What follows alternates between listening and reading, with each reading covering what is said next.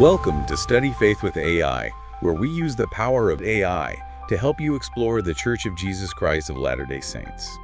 I'm Meg Jensen. And I'm Paul Carter. And we're Google AIs. Whether you're a lifelong member or just starting to learn about the church, we're here to dive deep into its history, beliefs, and culture. So if you're ready to learn, you're in the right place. That's right. Let's get started. Hey everybody, and welcome back. We're going to be doing a deep dive today on something that I know has caused a lot of conversation and debate. A lot. And that's the testimonies of the three witnesses to the Book of Mormon. We're talking about Oliver Cowdery, David Whitmer, and Martin Harris. Yeah, those are the names you see right there next to the testimony in the Book of Mormon. And it's a testimony that I think it holds immense weight for some and a lot of skepticism for others. Yeah, absolutely. And today we're going to try to unpack those experiences and look at the statements a little more closely and try to figure out what role Joseph Smith might have played in all of this. Okay, so let's just jump right into it. Who were these guys and what did they claim happened? Most people know just like the basic testimony. Yeah. Or are we going beyond that today? Yeah, absolutely. We are going to be going a little deeper. So these guys weren't just random people that wandered onto the scene. I mean, Oliver Cowdery was very involved in the translation process as Joseph Smith's scribe. David Whitmer gave Joseph Smith and his family a place to stay during that time. Okay. And then Martin Harris, I mean, he mortgaged his farm. Oh, wow. To finance the printing of the Book of Mormon. Wow. Talk about putting your faith and finances on the line. Yeah, you're not kidding. So they were definitely all in. Oh, absolutely. And that's kind of what makes their story so interesting, I think. Right. Because they weren't just like passive observers. I mean, they were participants in these events. Okay. So what did they claim to have seen and heard? Like, I think a lot of people just know the very basic, like, they saw the plates. Right. They saw an angel. But are there any nuances or different details? That's what we're going to talk about. Okay. So yeah, the published testimony is what you see in every copy of the Book of Mormon. Yeah. And there it states that they saw the plates, they saw the engravings, and then there was an angel that declared the authenticity. But there are other accounts, and there are later statements from the witnesses themselves that make it a little more complicated. Okay, so intrigue me. Like, what kind of details are we talking about? Okay, so some sources suggest that what they experienced wasn't necessarily a straightforward, like, physical viewing of the plates. What, they didn't actually see them with their physical eyes? Well, interpretations kind of diverge there.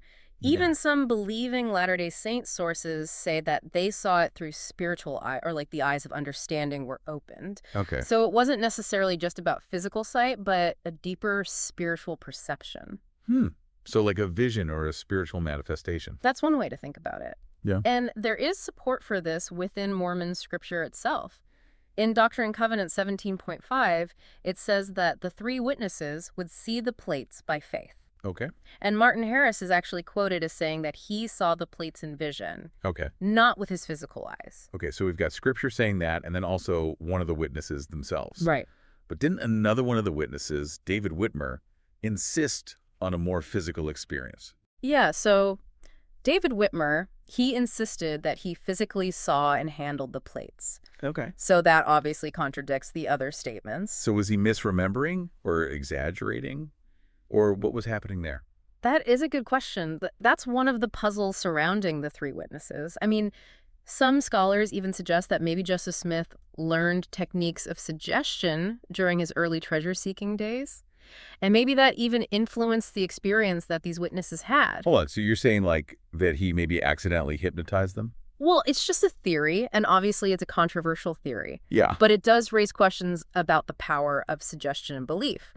Especially when you consider, I mean, these guys were very devout, and they were living in a time and a place where belief in the supernatural was very common. Oh, for sure. I mean, this is like the early 1800s. Right. This is like revivalism. So, I mean, seeing an angel and golden plates wouldn't have been outside the realm of possibility for them. Exactly. It wouldn't have seemed as outlandish to them as it would to us now. Right. I don't think. So, okay, so we've got spiritual visions, we've got cultural context, we even have the possibility of accidental suggestion. Right.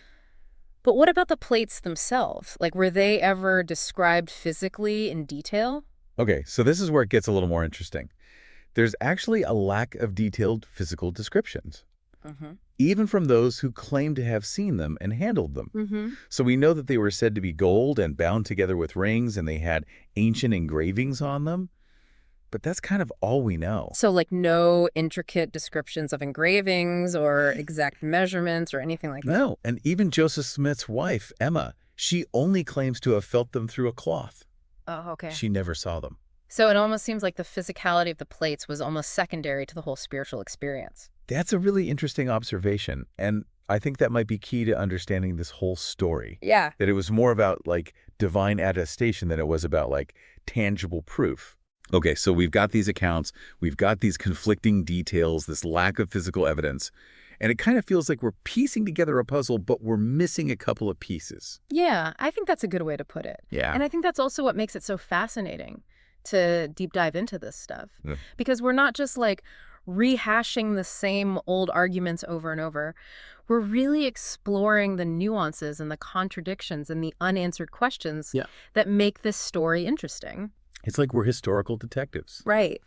trying to uncover the truth behind one of the biggest mysteries, I think, in religious history. Absolutely. Yeah. Absolutely. Yeah. We left off talking about the plates and how there just weren't very many physical descriptions of them. Right. It really makes you think. You'd think if they had this profound experience Yeah. that they would be able to remember some more details, like maybe some intricate engravings or something like that. Right. And it really raises questions about their credibility. I mean, were they Yeah. being truthful? Were they exaggerating? Or were they just kind of caught up in all the excitement of everything that was happening? That's a really good point. And I think when we look at their later statements and their actions, things get a little more complicated. Yeah. Because, these three guys, they all eventually left the church. Right. And their departures weren't exactly peaceful, were they? No, not really. They had falling outs with Joseph Smith. Yeah. And, they didn't agree with where the church was going. Right. And some of them even followed some other charismatic leaders. Okay. That's a pretty significant change. Yeah. I mean, if they had this, experience with the plates that was so powerful, why did they become disillusioned? Like, why did they break away from the movement that they helped found? That is a really good question. And it's puzzled a lot of historians and a lot of believers. Okay. I think some people say that, well, if they couldn't remain faithful to the church, then that must mean that their witness of the plates was a fabrication. But isn't that a little simplistic, though? Because people's beliefs and their experiences, they can evolve over time. Couldn't it just be that their faith changed? Yeah, I think that's totally possible. And it's what makes it such a nuanced story, because you can't just dismiss everything they said Right. just because they left the church. Right. But also, we can't ignore that it does raise some questions. Yeah. So let's talk about some specifics, like what kind of statements did they make after they left the church? Did any of them ever recant their testimony about the plates? Well, and that's the really interesting thing, is that none of the three witnesses ever formally denied seeing the plates, even after they left the church, after they disagreed with Joseph Smith. They all still maintained that their experience was real.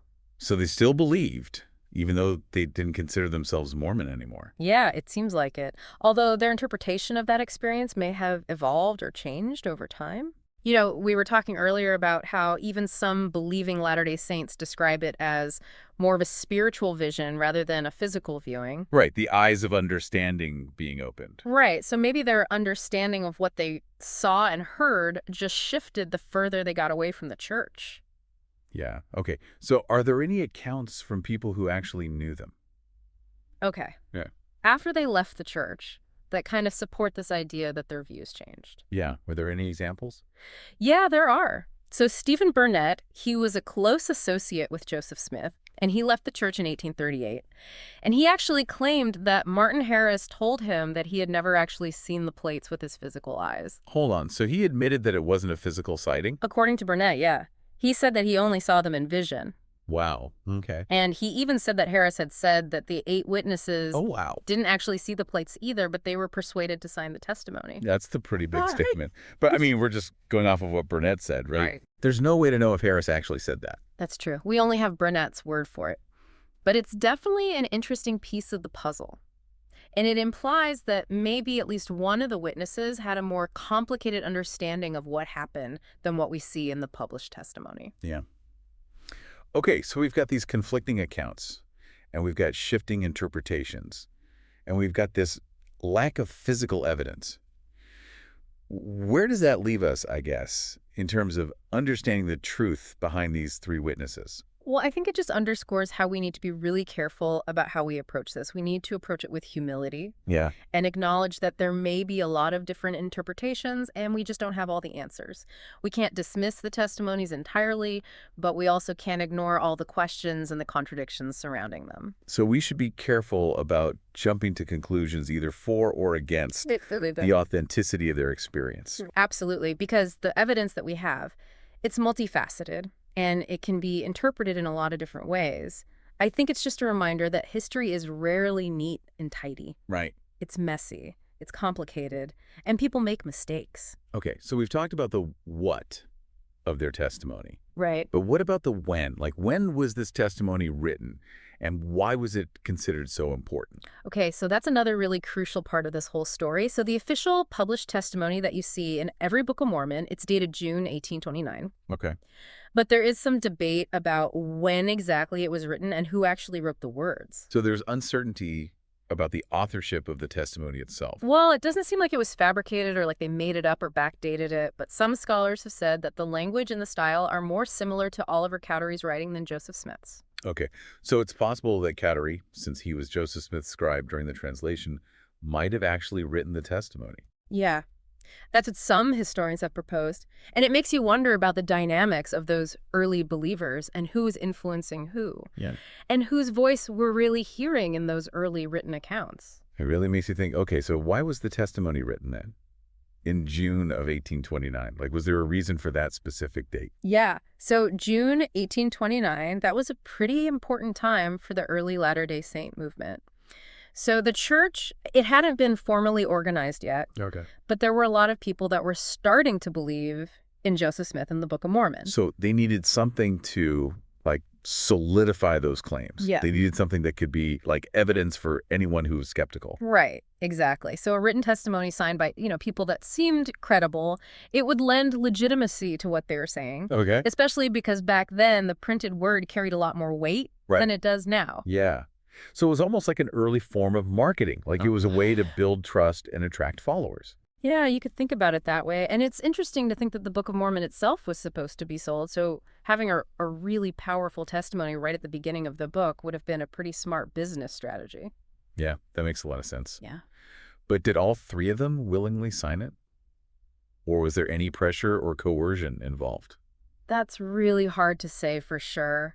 Remember we were talking about that account from Stephen Burnett, Right. where he said that Martin Harris told him that the 8 witnesses had been persuaded to sign. Right. And that maybe Harris himself had been a little hesitant. Exactly. But again, that's just what Burnett said. Yeah. We don't have any accounts from the witnesses themselves describing any coercion, so it's possible, but we just don't have the evidence to back that up. So it's like we're trying to put together this big historical jigsaw puzzle, Yeah, but some of the pieces are missing. Some of them are faded or damaged. that's a great analogy. Yeah. And that's the challenge. But also the excitement of historical inquiry. You got to work with what you got. And you have to really weigh the evidence and consider the fact that we just don't know everything. Right. And sometimes the most interesting parts of history are the ones that are still a mystery. Okay. So we've talked about who these men were. We've talked about what they said happened. We've talked about the inconsistencies in their stories, the historical context surrounding their testimony. Right. But the big question remains, what does all of this mean for people who are searching for truth? Yeah, it's a complex story. Lots of contradictions and things that we're not totally sure about. How do we put all this information together? How do we understand these accounts that are sometimes so different, and the fact that we just don't have a lot of proof outside of what these guys have said? I think the first thing is to just acknowledge that we're not going to find for sure answers, especially when we're dealing with historical events and spiritual experiences. We're not going to have that proof that satisfies everyone. Yeah, it's not like we're going to find this smoking gun Right. that either proves or disproves it. Right. I think we just need to kind of come at it humbly Yeah. and just admit that our knowledge is limited and that there are a lot of different ways to look at this. So instead of trying to make all the pieces fit into a picture that we think it should look like, we need to be open to the possibility that the picture might be way more complicated Yeah. than we originally thought. That's a really good way to put it. And I think that's where being willing to think critically is really important. Yeah. Not to tear down faith, but to make it stronger. To ask those questions that are hard, and to be open to different ideas about what might have happened. I think it's also just being honest with ourselves, even if it means we have to face things that are hard or that maybe challenge what we've always believed. Yeah, for sure. And I think it's also just remembering that these guys, they were real people. Yeah. And they had their own opinions and their own weaknesses and their own reasons for doing things. They lived in a very specific time and place. Yeah. It's so easy to think of historical figures as like heroes or villains, Right. but it's so much more complicated than that. I mean, these were real guys, and they went through some pretty crazy experiences. Yeah. And what they thought about those experiences, that might have changed over time, just like our understanding of, faith and religion can change as we grow older and learn more. Totally. Okay, so how do we take all of this and use it in our own search for truth? Especially when it comes to the Book of Mormon and how it came to be. Yeah, that's a good question. I think the biggest thing for me is just to remember to stay humble. Even the people closest to Joseph Smith, they had doubts. They struggled. They changed their minds about things. Yeah, it just reminds us that it's okay to not be totally certain about things, Yeah. especially when we're talking about faith. I mean, we have to be okay with not knowing all the answers. We have to be okay with things not being black and white. Yeah, for sure. And being okay with that, I think that can actually make us feel free Right. because we don't feel like we have to know everything. Hmm. And it lets us really search for truth with a more open mind. It's about the journey, not just the end. Like it's about thinking about the evidence and the questions and letting our faith become stronger through that process. Yeah, that's a great way to put it. And I think it's also good to remember that the testimonies of these three guys, it's just one piece of a bigger puzzle. Yeah. We have other historical stories. We have things from archaeology. We have all these theological ideas, and those all have to be considered too. It's not about just one source of truth. Mm. It's about looking at things from lots of different angles, Yeah. getting all the information, and then deciding for ourselves. Yeah. And those decisions are probably going to be different for every person. There's not one answer that works for everyone. Yeah. But I think what really matters is that we are honest with ourselves, we think things through, and we respect people even if we don't agree. Yeah. I like that. Like, it's okay for people to think differently and to have different experiences. Yeah, absolutely. Yeah. Because we can learn from each other, even when we disagree. That's so true. This has been a really interesting conversation. It has. I feel like we just barely scratched the surface of all this. Right. This is a big topic. Yeah. And that's what makes it so awesome. Like there's always something new to discover, something else to learn, a different way of thinking about things.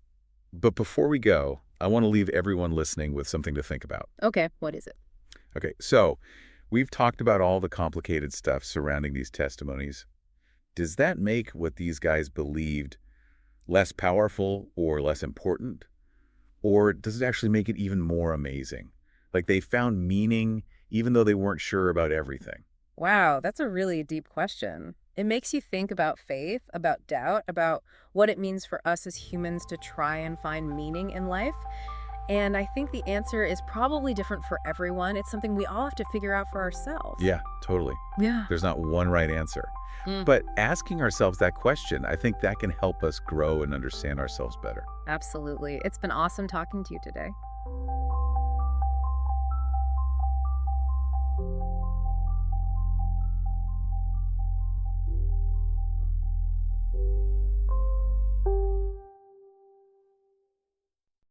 If you find value in this exploration, please like, share, follow, and consider becoming a subscriber. Your contributions help keep these conversations going and allows us to maintain the highest quality production. You can find all the details at studyfaithwithai.com. Thank you for being part of this journey.